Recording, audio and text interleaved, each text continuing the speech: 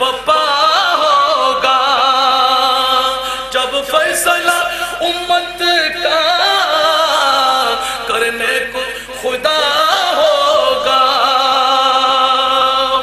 उम्मत को शहे पुतहा कंबली में छुपाएंगे, उम्मत को शहे पुतहा कंबली में छुपाएंगे।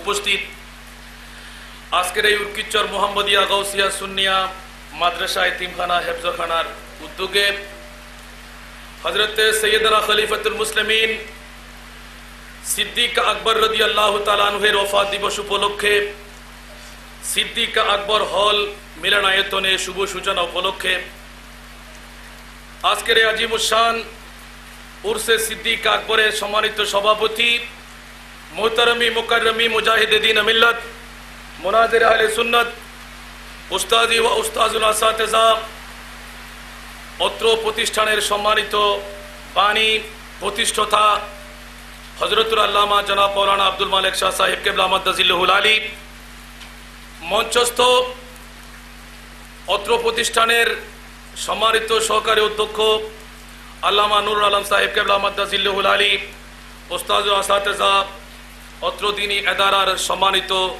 সুযোগ্য প্রভাষক আল্লামা ফজল আহমদ ফারুকি সাহেব কেবলা, আল্লামা ইউনুস আল কাদরি সাহেব কেবলা, মঞ্চস্থ উলামায়ে কেরাম, আসাদায়ে কেরাম, সমাবেত তুলবায়ে ইজাম, মুরব্বিয়ানে ইজাম, বিরাদরান ইসলাম রহমানি ওয়া রহিমাকুমুল্লাহ তাআলা, আসসালামু আলাইকুম ওয়া রাহমাতুল্লাহি ওয়া বারাকাতুহু।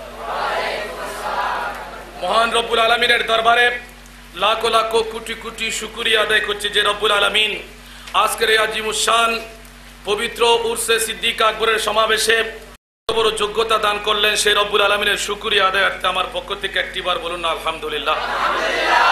সাথে সাথে আপনাদের শুকরিয়া আদায় করতে হয় যে রব্বুল আলামিন হায়াতে জিন্দেগানির গুনাহের কাফারার এক টুকরা সনদ আপন হস্তের মধ্যে নেওয়ার জন্য সিদ্দিক আকবরকে সাক্ষী বানিয়ে উরসে সিদ্দিক আকবরকে উপলক্ষ বানিয়ে আজকের এই মহতি সমাবেশে যে রব্বুল আলামিন আসার বসার এত বড় যোগ্যতা দান করে দিলেন, সেই রব্বুল আলামিনের শুকরিয়া আদায়ার্থে আরেকটি বার সমস্বর উচ্চ আওয়াজে বলুন না আলহামদুলিল্লাহ।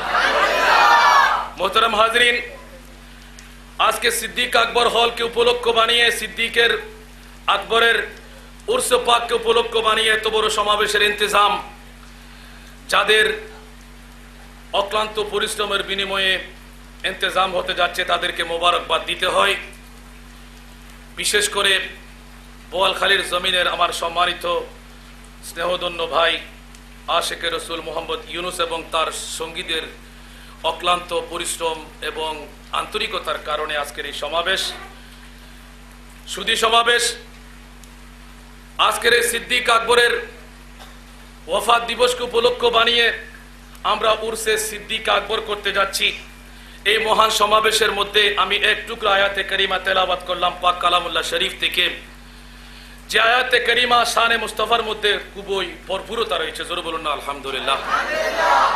দীর্ঘ তাকরীর নিয়ে আলোচনা করা নয়, রব্বুল আলামিনের এই কোরআন হাকিমের আয়াতটুকু থেকে আমি যা বুঝেছি আপনাদের দোয়া এবং যদি দয়া হয় এই বুঝ অনুপাতে আমি আপনাদের সম্মুখে উপস্থাপনা নিয়ে আসব।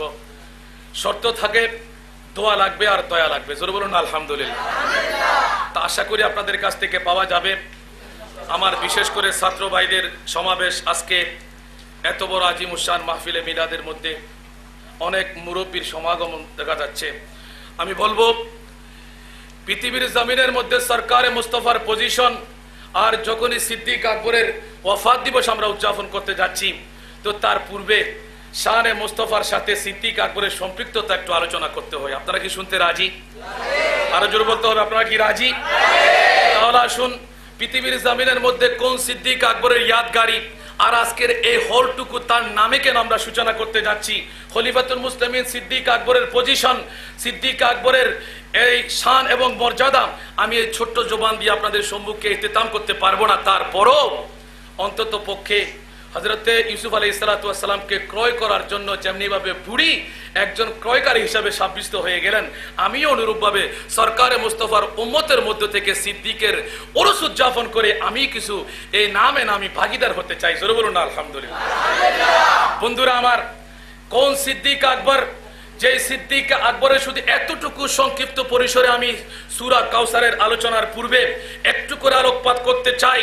হযরতে সাইয়েদনা সিদ্দিক আকবর রাদিয়াল্লাহু তাআলা আনহু 2 বছর খেলাফতের মুসনদ খতম করার পর যখনই শুভ শাহাদাতের পরিপূর্ণ ইন্তজাম চলে আসার পথে হযরতে সৈয়দনা ফারুক আজম, যিনি ইসলামী খেলাফতের মধ্যে মুসলিম রাষ্ট্রের মধ্যে প্রধানমন্ত্রীর দায়িত্ব পালন করেছিলেন। জোরে বলুন সুবহানাল্লাহ।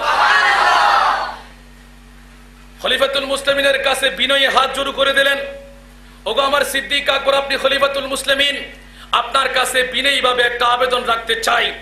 আপনার এই শুভ আখেরি মুহূর্তের মধ্যে আমাদের একটি এলান, চিকিৎসা বিজ্ঞান, এটা সুন্নতে মুস্তাফা। জোরে বলুন না সুবহানাল্লাহ। চিকিৎসা করা এটা সুন্নতে মুস্তাফা। আল্লাহর কোরআনের মধ্যে চিকিৎসার কথা বলা হয়েছে, কেননা কোরআনের দিকে যদি আমরা একটু আলোকপাত করি এই কোরআন থেকে স্পষ্ট বেরিয়ে আসে এই পৃথিবীর জমিনের মধ্যে বিসমিল্লাহির রহমানির রহিম, এই বিসমিল্লাহ শরীফকে নিয়ে কত আলোচনা এই আপনার পৃথিবীর জমিনের মধ্যে মুফাসসিরিনে কেরামদের আলোচনা। জগতের বন্ধুরা, বিসমিল্লাহ শরীফের নোক্তা যখন এলান হতে যায়, ওগো জগতের বন্ধুরা, পৃথিবীর জমিনে বিসমিল্লাহ শরীফটা মুফাসসিরিনে কেরামরা এলান শুনাই দেন পৃথিবীর জমিনের মধ্যে। ওগো বিসমিল্লাহ শরীফ সম্পর্কে তোমরা একটু শুনে নাও। সারা কোরআন শরীফের কথা তো অনেক দূরে, বিসমিল্লাহ শরীফ যে কোরআনের সূচনার মধ্যে এলান দেওয়া হলো, এটা কোরআনের মধ্য থেকে এক টুকরা আয়াতে কারিমা। জোরে বলুন না সুবহানাল্লাহ।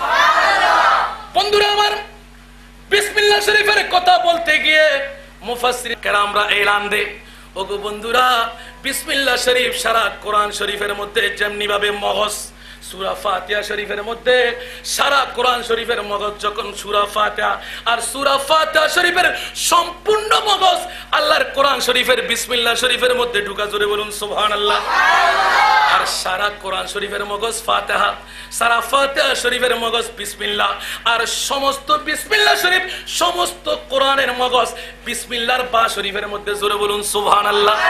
আর হযরতে সাইয়েদনা আলী কাররার রাদিয়াল্লাহু তাআলা আনহু এলান শুনায়ে দে, ওগো জগতের বন্ধুরা, পৃথিবীর জমিনে তোমরা কোরআন রিচার্জ করবে, সূরা ফাতিহা শরীফ রিচার্জ করবে, বিসমিল্লাহ শরীফ রিচার্জ করবে। আমি হযরতে শেরে খুদা আলী, যিনি ইলমের শহর, আনা মদিনাতুল ইলমে ওয়া আলিয়ুন বাবুহা, মদিনাওয়ালা সরকারের জবান দিয়ে এলান, আর সেই আলী কাররার এলান শুনায়ে দে, আনা নুকতাতু তাতাল বায়ে। উচ্চ স্বরে বলুন না সুবহানাল্লাহ। হযরতে শেরে খুদা আলী এলান শুনায়ে দে, ওগো জগতের বন্ধু, সারা কোরআনের মধ্যে সারা পৃথিবীর মগজ রয়েছে, ওয়াহদানিয়তের সার রয়েছে, আর সারা কোরআনের মগজ বিসমিল্লাহ শরীফের মধ্যে, সূরা ফাতিহা শরীফের মধ্যে, আর সমস্ত সূরা ফাতিহা শরীফের মগজ বিসমিল্লাহ শরীফের মধ্যে, সমস্ত বিসমিল্লাহ শরীফের মগজ বিসমিল্লাহর বায়ের মধ্যে। আর শেরে খুদা আলী বলেন, ওগো জগতের বন্ধুরা, সেই বিসমিল্লাহর যে বা শরীফের নোক্তা রয়েছে, সেই নোক্তা হলাম আমি হযরতে শেরে খুদা আলী।